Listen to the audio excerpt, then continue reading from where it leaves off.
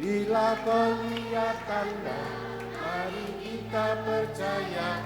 Pilihlah Yesus tapi percayalah.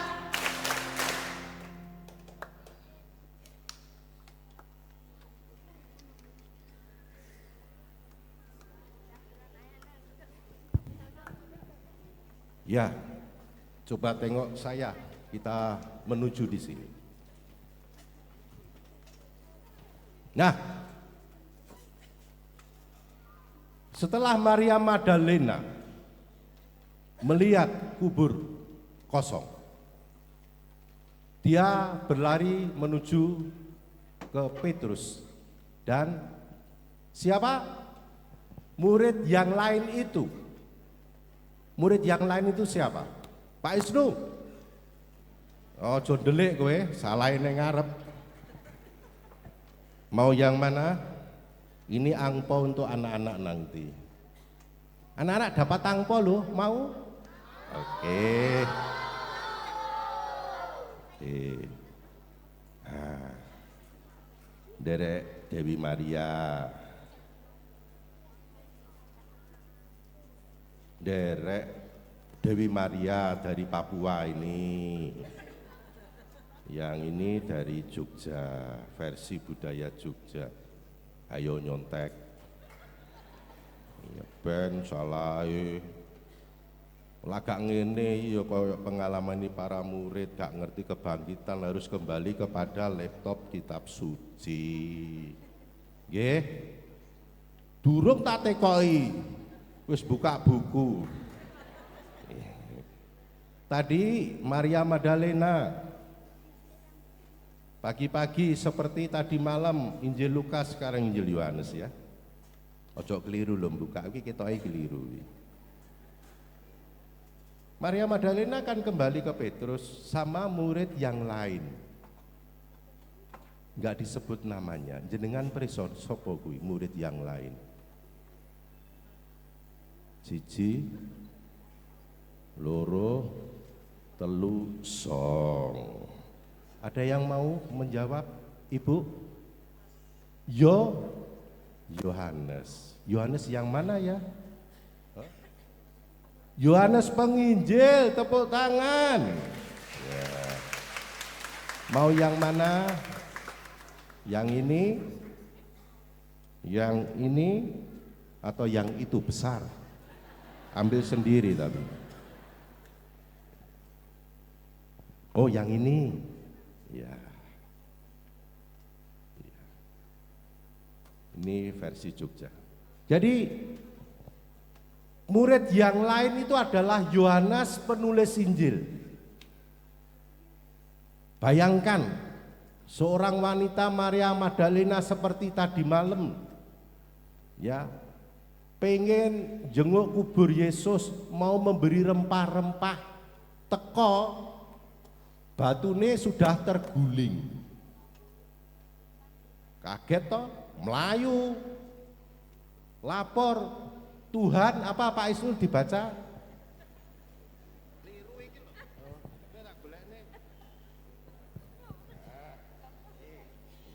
Tuhan telah apa?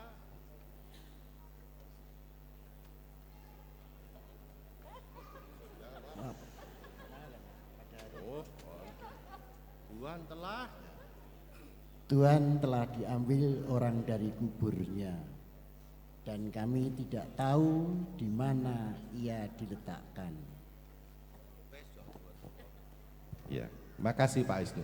Jadi itu yang terjadi, Tuhan telah diambil dari kuburnya.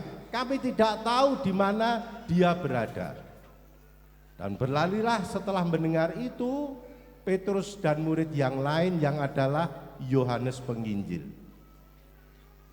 Lari, dilalah murid yang lain itu luweh banter mlayune kaya kancil kira-kira.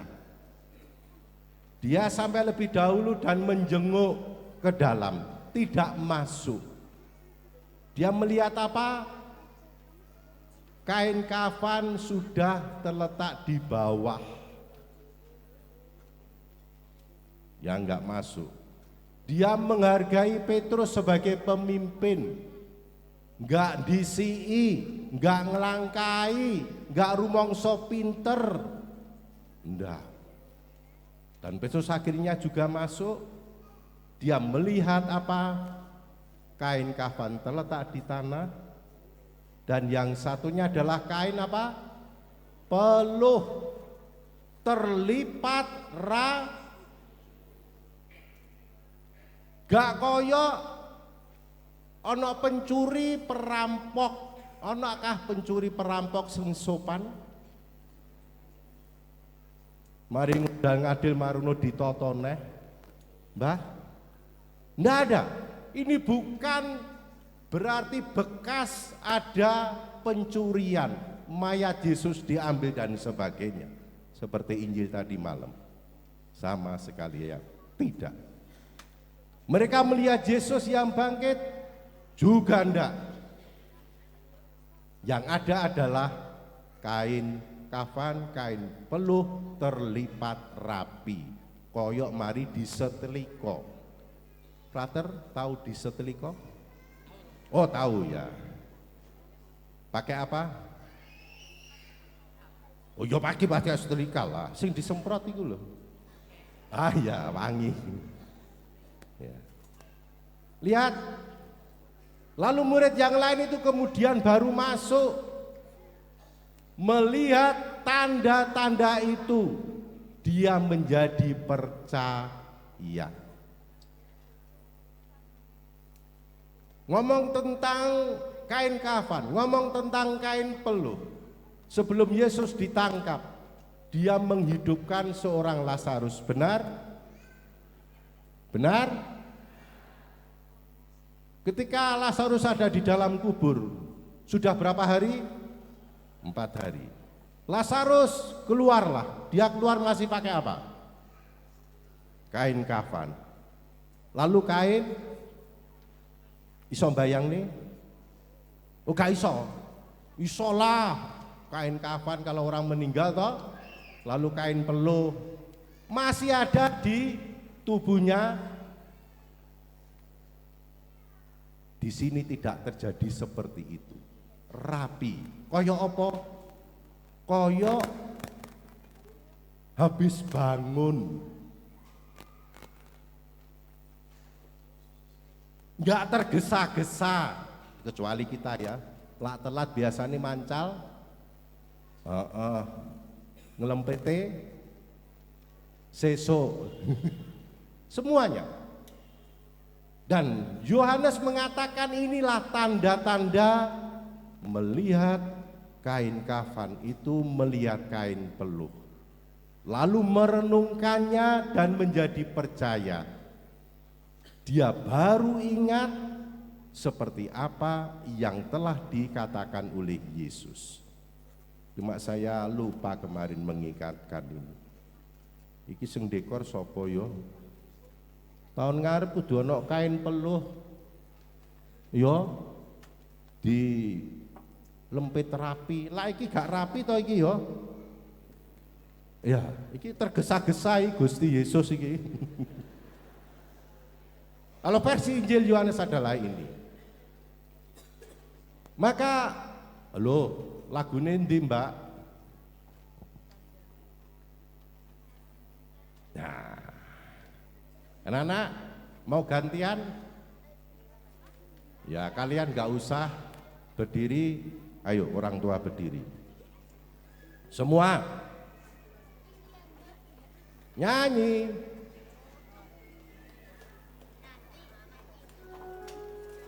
Loh, Romo orang tua juga ya. Ayo, terus.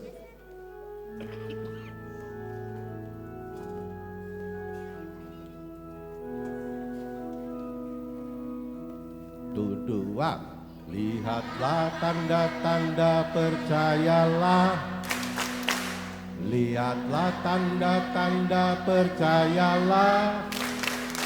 Lihatlah tanda-tanda, mari kita percaya. Inilah Yesus bangkit, percayalah. Lebih cepat, lebih cepat.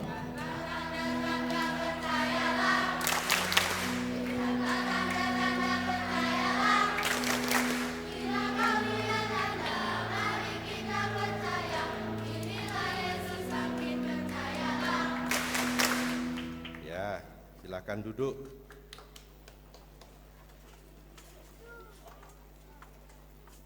Jadi anak-anak dan saudara-saudari yang terkasih,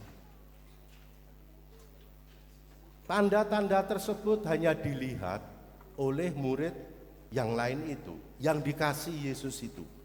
Apa artinya hal itu? Bahwa Allah hadir melalui tanda-tanda.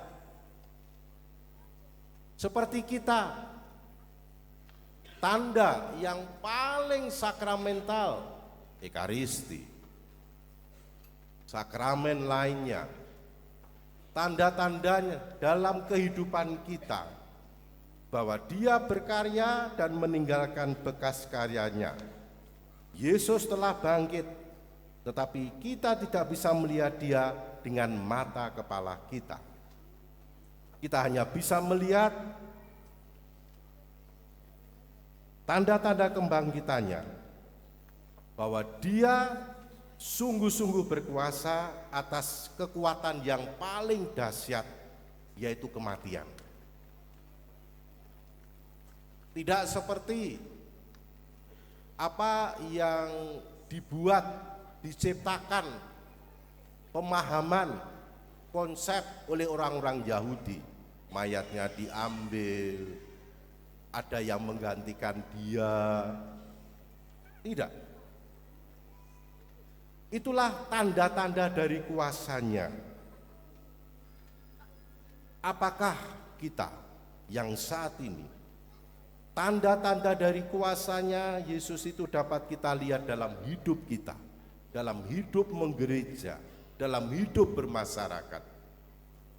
Kalau Romo Teddy mengatakan seorang Paulus, kalau Yesus enggak bangkit, sia-sialah iman kita.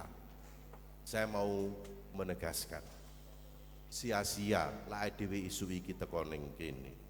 Sia-sia kalau teman-teman pembina biak nyiapni anak-anak. Sia-sia kalau anak-anak ini mau melayani kita dengan padusnya. Sia-sialah panitia meninggalkan sekian waktu di rumah keluarga mempersiapkan apa yang terjadi selama ini. Sia-sialah orang berjuang dengan kejujuran, dengan keadilan. Sia-sialah mengapa ketika Romo meminta bantuan Anda, penuh pelayanan yang tulus. Sia-sia. Sia-sia suster, kalau Anda jadi suster, kalau Yesus enggak bangkit. Dan mengapa ini bisa menjadi kesaksian hidup hingga hari ini dan nantinya. Kita melihat tanda-tanda kehadirannya itu terjadi dalam hidup Anda, orang Katolik, anak-anak. Injil hari ini menegaskan bahwa pertemuan dengan Yesus yang hidup itu terjadi kalau kita mengerti isi kitab suci. Aneh memang. Tapi lihat, tadi malam, pagi ini, para penginjil mengatakan tentang apa? Mereka belum mengerti isi kitab suci. Bahwa anak manusia harus mati dan 3 hari kemudian bangkit. Seperti Anda, ketika Anda dalam kegelapan hidup, kepahitan hidup, kecewa, harapan enggak ada. Hampir semua mengatakan ketika mendengarkan kitab suci, merenungkan suatu ayat, melihat kesaksian hidup orang tua penuh iman, sahabat dan sebagainya, baru kemudian apa? Diingatkan, membawa bagaimana firman itu hidup sungguh. Dan Anda belajar untuk meninggalkan kegelapan itu. Anda belajar untuk lebih berani berharap. Anda belajar untuk semakin mendekati Tuhan. Itulah karya Allah dalam hidup Anda, dalam hidup kita. Selamat Paskah, Tuhan memberkati kita.